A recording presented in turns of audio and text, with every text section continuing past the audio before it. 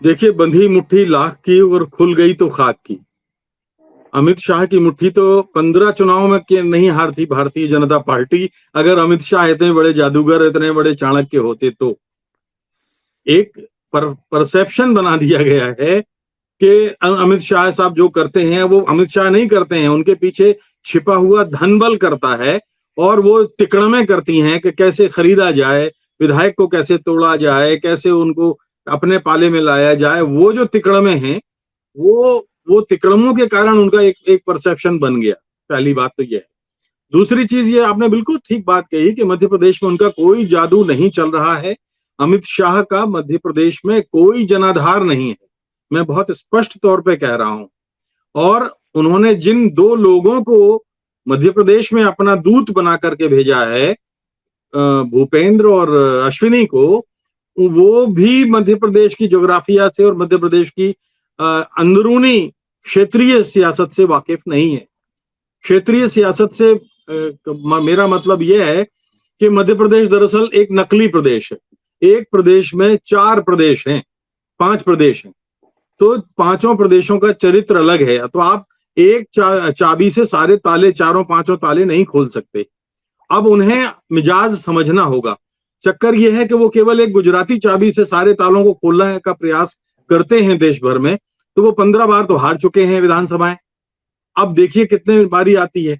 रही बात जो उमा भारती की आपने कही है, देखिए 4 पॉइंट है। अभी भाई संजीव ने जो बात कही है, मैं थोड़ा सा उससे आंशिक तौर पे असहमत हूं। ये उमा भारती का मिजाज आज से तो नहीं है ऐसा। वो जब जिता रही थी पार्टी को, तब भी उनका यही मिजाज था।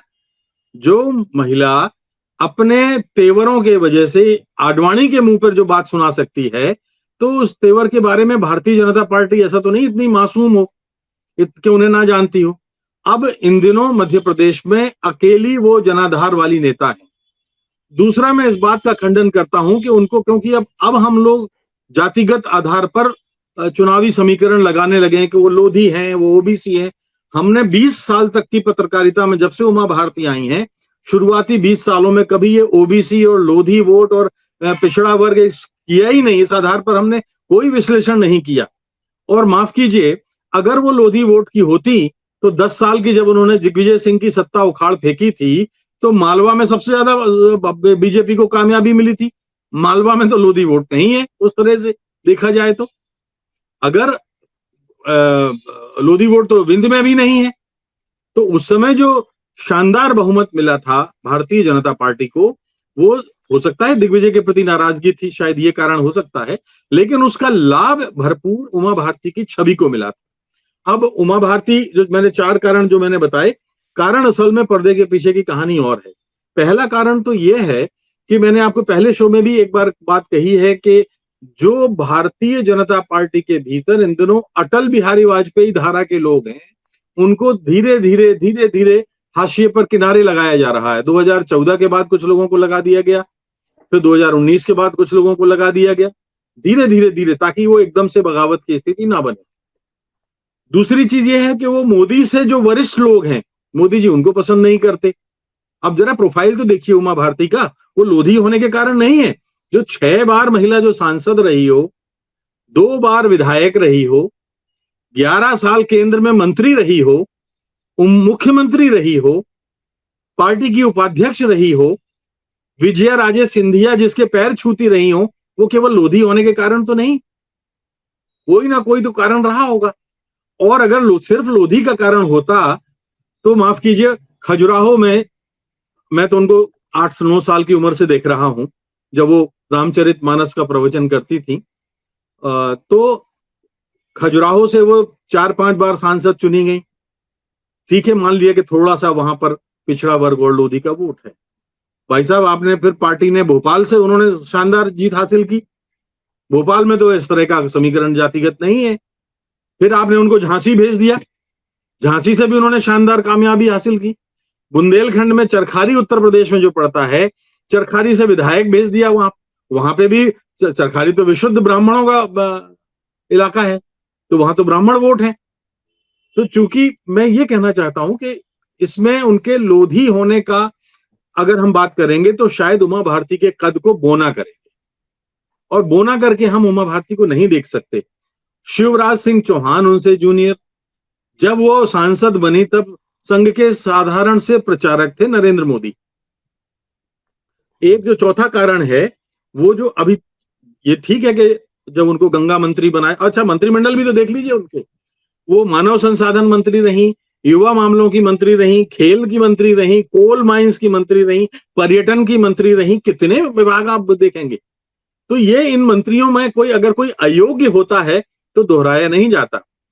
असल में जब उनको गंगा, एक तो पहली बार उनके साथ साजिश तब हुई जब वो मुख्यमंत्री बनी, और हुबली और कर्नाटक वाला जो मामला हुआ था वो अलग विषय है, लेकिन मुझे मालूम है क्योंकि मेरी अपनी कैमरा टीम गई थी उनके साथ वहां तक कर्नाटका एक्सप्रेस से, तो रात को 1:30 बजे निकली थी यहां से। तो वो जो इस्तीफा जब बाद में दे दिया तब उन्हें बाद में मालूम पड़ा कि वो एक बहुत ही सुनियोजित साजिश थी उनके खिलाफ, और इसीलिए उनको इस्तीफा दिलाया गया। वो उस वक्त तक मैं कह सकता हूं कि हाँ साध्वी वाली इमेज है, अब हालांकि प्रवचन तो नहीं करती 20 साल से 25 साल से, लेकिन वो एक बेसिकली थोड़ा सा अपने मिजाज से मात खाती हैं, स्वभाव से मात खाती हैं, अन्यथा वो एक अपने प्रति ईमानदार और अपने सरोकारों के प्रति ईमानदार महिला है।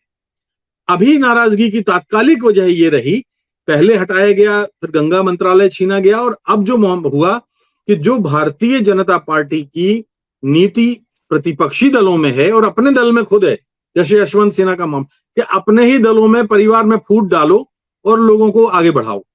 तो उनके भतीजे राहुल लोधी को अभी मंत्री बनाया गया, राजेंद्र शुक्ला का इलाके वो नाराज थे, उनको मंत्री बनाया गया, गौरीशंकर बिसेन भी उपेक्षा से दुखी थे, बड़े वरिष्ठ विधायक हैं। तो जिस तरह से राहुल को मंत्री बनाते समय उनसे ना पूछा गया, ना उनसे बात की गई, और मंत्री बना दिया गया। तो ये, जबकि राहुल की मेंटोर वही हैं, राहुल की राजनीतिक शिल्पी वही हैं। तो ऐसी स्थिति में मुझे थोड़ा सा अटपटा लगता है कि उनके साथ ये व्यवहार हुआ, और उनको फिर ये अंततः गुस्से में ये कहना पड़ा या बयान देना पड़ा। बुंदेलखंड में उनकी आप उपेक्षा नहीं कर सकते। बुंदेलखंड में जब वो धूमकेतु की तरह उभरी तो उस समय तक कांग्रेस का बोलबाला था पूरे बुंदेलखंड में, और आज देखिए कि बुंदेलखंड में कांग्रेस को पुनर्वास के लिए कोशिशें करनी पड़ रही हैं। अब भारतीय जनता पार्टी की जड़ें उन्होंने जिस तरह से जमाई उमा भारती ने, वो अब आसानी से उखड़ने वाली नहीं है। अब वहां समाजवादी पार्टी भी उतनी मजबूती के साथ दस्तक देती है, और बुंदेलखंड में उसी मजबूती के साथ भारतीय जनता पार्टी भी खड़ी है।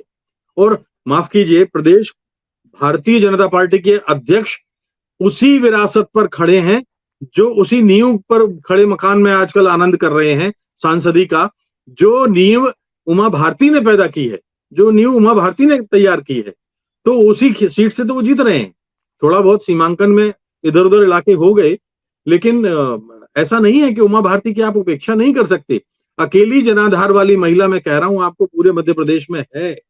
केवल 4 लोग हुआ करते थे एक जमाने में राष्ट्रीय स्तर पर भारतीय जनता पार्टी में, यहां से सुंदरलाल पटवा, कुशाभाऊ ठाकरे, उमा भारती और विजय राजे सिंधिया। अब ये चारों में 3 तो नहीं रहे, ये उमा भारती अकेली बची। जी। सत्य हिंदी का ऐप डाउनलोड करें गूगल प्ले स्टोर पर।